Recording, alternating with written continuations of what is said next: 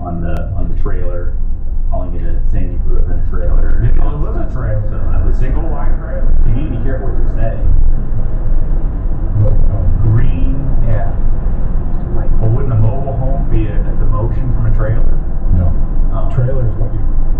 That trailer is what you pull behind your rafter. That's a good point. Yeah. A mobile home. Did we not call it the trailer park? Yes. Yes. Thank you. But I just had to clarify. Yeah. Many people that wanted my position or thought they should have gotten that position, and they were put in that position, and then they failed.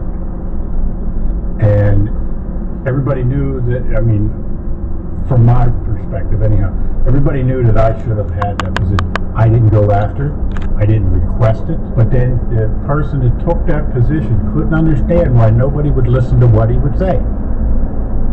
They would just blow right. My office and my Kirkland Energy shots and my my griots. Hey, look at this though. Look at this. I got my whole life now is just about whether or not you approve of the products that I buy. When I bought that, they had like the like the suggested things you buy with it. Interior cleaner's really good. The leather care is fine for your new leather seats. Yeah, yeah. And then the vinyl and rubber dressing is actually really good. It's not the best there is, but it's good. It's good for your tires and stuff. It was just in Amazon when I bought It's over. The main construction is operational. I washed 3 cars last weekend in a row, which was really cool. But I have to finish some things. Like I have to get the plumbing done that I've just sort of let, because it's operational, I sort of let go. So the deionizer needs to get set up. I need to work on the landscaping around the perimeter because there's some drainage on the one side that needs to get fixed. I need to add some rock. And then I need to deal with one of the posts, or 2 of the posts have rotted. A perfect hybrid, the perfect human was just completely dispelled. Thanks for that. Yeah, well, I mean, it's you're on or off, 100% or 0%. So this whole hybridization. So I was either perfect or terrible. No, terrible.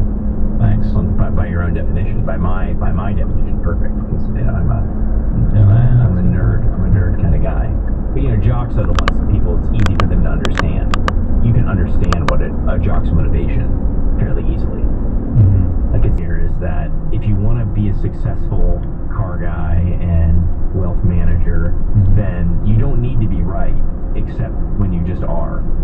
Oh, that brings up, that's my wife and I get into this all the time, that she says, well, you never argue unless you're right. And then there's no argument, it's just I'm right.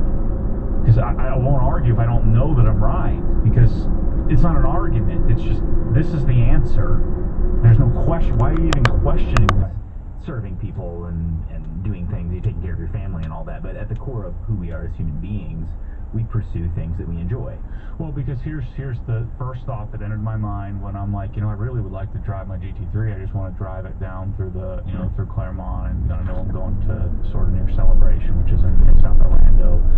And my first thought to myself was, man, I bet you a bunch of these guys, they aren't going to have like nice cars. They're not going to care about cars, and man, they're really going to 8 o'clock in the morning, sick as crap, running to the bathroom every 5 seconds. And I said, look, there's no way I'm going. Call your brother and see if you can get him to go.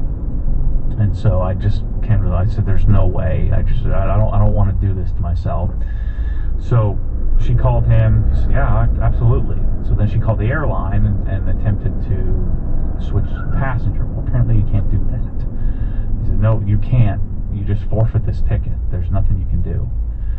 And so